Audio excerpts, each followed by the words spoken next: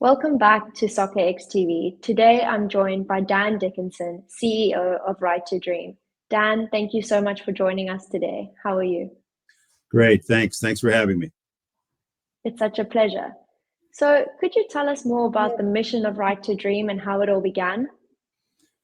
Sure. So the mission of Right to Dream really is to provide a world-class development environment for talented boys and girls, especially those from more challenged areas that otherwise might not have the opportunities, but providing an environment for them to flourish as students, football players, and as future leaders, and ultimately enabling them to realize their dreams. So, it's a pretty bold ambition, but one that we feel like we really have begun to realize for our student athletes. And so the program started 25 years ago when Tom Vernon, who then was a scout for Manchester United covering Africa, saw all this talent, but also saw the need to provide an opportunity to develop that talent. So we started our first academy in Accra, and it was residential boys starting age 10. And most of those boys went on to have very successful professional careers playing for the national team, et cetera. And those that didn't make it to that level, he was able to provide scholarship opportunities for them to boarding schools and then colleges in the U.S. And that was the beginning. And since then, it's grown. We've moved twice to our current location, and now serving boys and girls, and now have kind of hundreds of graduates, most of whom again have gone on and enjoyed very successful professional careers, and those that haven't have gone to some of the very best boarding schools and colleges in the United States and gotten degrees. So it's come a long way, but it started with Tom, and we feel like there's a lot more opportunity to continue to do what we do. And you did touch on the football talent, and Right to Dream truly has built a global reputation developing elite football talent. What makes your approach to football education so unique? Yeah, I feel like, and credit goes to really Tom and those that founded this with him years ago, but they really brought a very thoughtful and experienced approach to talent identification, to talent development, and weaving in, importantly, academics and character development, which I think is so important to developing an holistic student athlete and successful player and citizen down the road. So it was an integrated approach. I think importantly, critical to the program, it was residential, so full immersion, so you could really work on these initiatives 24/7 and throughout the year. But secondly, I think equally, if not more importantly, there was this approach of no child would be left behind, that every child that came into the academy was going to have an opportunity for either one of those pathways. And that really enabled us to develop a culture of trust and confidence, so that the student athletes could develop very fully. And then as we grew and integrated it with other locations and brought them all together to continue to grow and develop in that way, we were able to be more consistent in our talent development, both on and off the pitch.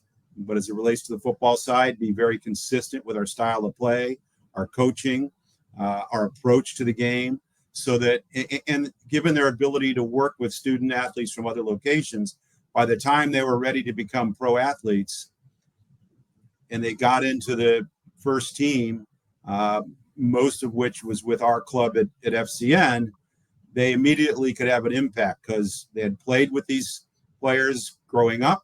They knew our style of play. The coaches knew them. They were confident. They trusted the system. So rather than going to a new environment, new club, new coach, new style of play where they might struggle for a period of time, they were able to be impactful right out of the gates. And I think that, again, is a tribute to how the program has been designed and developed. And can you talk about the vision for the organization's global reach and how you're impacting communities worldwide? Yeah, well, fundamental perspective and approach that we take and we talk about internally and externally is that excellence can be found anywhere.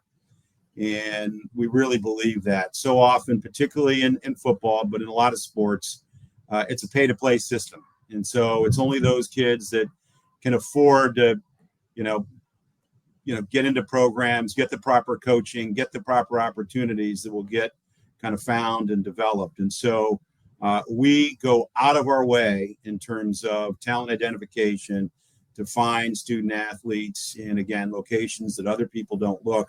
And we intend to continue to do that and expand kind of the network of our approach so that we can find kids from other parts of Africa, and obviously now with a presence in San Diego, going into Mexico and other parts of the U.S. that aren't served right now by the existing MLS teams, or importantly, with student athletes that can't afford to pay to play in the U.S., which is unfortunately a very common challenge in the United States. So, we intend to grow that way. In fact, and again, I think importantly, we really are looking for kids that otherwise wouldn't have that opportunity.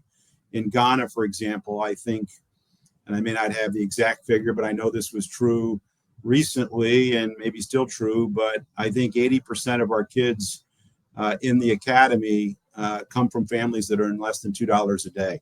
So we really are trying to find excellence anywhere and have that global reach. And, again, we intend to continue to expand geographically based on the opportunities we see. And Right to Dream is partnered with many notable organizations, both in football and beyond. What role do these partnerships play in advancing your mission, and how do they help expand the Academy's influence? Yeah, well, look, we, given just our fundamental tenet that excellence can be found anywhere, we want to provide opportunities to achieve their dreams. That's a universal, I think, aspiration. Who would not want that, right? So we are very open to partnerships. We are very happy for other people to be part of this mission. We're very happy for other people to copy our approach because the more kids that we can identify and develop and enable to realize their dreams, the better. So we're very pleased to have partners in a lot of different parts of our organization and what we do. I think the key is that we're aligned. We're not in this. We're not in this to kind of make profit for ourselves. This is it's a non-dividend model.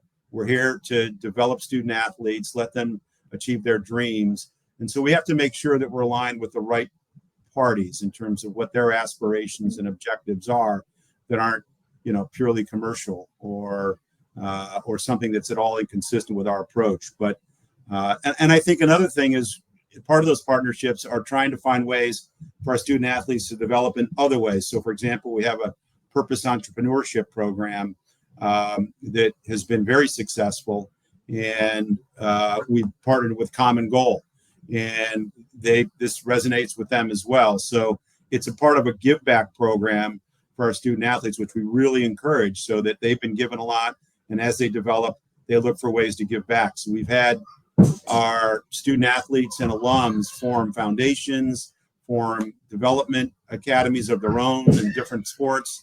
So it's really exciting, and having partners help us do that is fantastic. And beyond football, how does Right to Dream prepare its students for life outside of the sport? I know you touched on certain alumni starting foundations and obviously certain players going on to colleges, but can you touch more on that? Yeah, I mean, it's, and again, we all know that at some point these student athletes, their football career is going to come to an end. And if they, don't have the education, the character, the network, and the opportunities to succeed from there, we feel like we've not done our job. So making sure that they have that education throughout their program, even if they're traveling and playing on our international academy team, traveling the world and playing in tournaments, kind of having that online education to continue that character development is really important. And then, of course, those that go on to boarding school and colleges, helping them find opportunities beyond their college experience, and ideally getting a number of them come back into Right to Dream. There's no better way to kind of continue our program and develop our student athletes than kind of maintaining that culture that has been developed over the years. And the culture carriers are those that have been through it. So we really are very conscious of where our student athletes are, where they're going, and creating opportunities beyond. In fact, the current initiative we have, frankly, is to be more engaged with our alumni and to try to help them continue in their careers and hopefully bring some of them back to our program. But the most important thing we can do is give them the tools to succeed, which is really what we're doing throughout our program. Definitely. And with SoccerX MENA coming to Cairo, how do you see Right to Dream's work resonating with the football development landscape in the Middle East and in Northern Africa? Yeah, well, our team's view, and we, have professionals and scouts that are, spending a lot of time throughout Africa and elsewhere, and have experience having worked in other parts of the world. Our view is there's just tremendous kind of talent and opportunity that exists in the Middle East and North Africa that is untapped. So we feel like it's a potentially underserved market. Again, you've got a lot of talent, a lot of excellence that hasn't been found in many cases in remote parts of Northern Africa and the Middle East. And unfortunately, there is a pay-to-play system in some of the more populous areas of those regions. So our goal is to do what we've done in Western Africa, reach out with our very experienced talent scouts, try to find these talents in various locations, educate them on our model and bring them into our academy. And what we've seen already in Egypt is that there is a phenomenal opportunity. We look at the first few classes of student athletes and we couldn't be more excited. We've got a couple of them already on the U.S. education pathway, a couple of them in more kind of in process of joining our international academy team, which are our best football players that come out of Western Africa and Denmark. And so we're finding great talent. Our team that is there leading our academy in Egypt has done a fabulous job, and we're really excited about what we can do there, and are already thinking about how do we expand beyond beyond Egypt, frankly, into neighboring areas. So we think, again, we can be part of the solution here in terms of identifying and developing this talent, and we welcome partners. But we, again, fundamentally believe there's tremendous talent that's been underserved, and we want to help those student athletes realize their dreams. And with SoccerX MENA having a focus on innovation and growth within the region, how can grassroots academies like Right to Dream drive systemic change in youth development? Yeah, I mean, that's, I think, again, the things that have worked for us, fighting pay to play, focusing on holistic development, our kind of no child left behind. In other words, our obligation is to not just find the best soccer talents that can go out and be the next Mo Salah. Our obligation is to develop these student athletes in a holistic way, help them find opportunities. Sport is so powerful. Education is so powerful. Those things combined, which is really the essence of our program. And I want to emphasize character development as well. We all can do that through our grassroots programs, through local programs. Again, it's more than just finding the next star and developing that talent on the pitch. And so we welcome others to emulate what we're doing. We look to work with them, partner with them to help, again, find more children where we can help them realize their dreams. Amazing. Well, Dan, thank you so much for joining us today on SoccerexTV and taking the time. Well, thank you. I appreciate your guys' efforts really for the game around the world, and for choosing Cairo to come share your message and help all of us in developing talent in that wonderful part of the world. So thank you.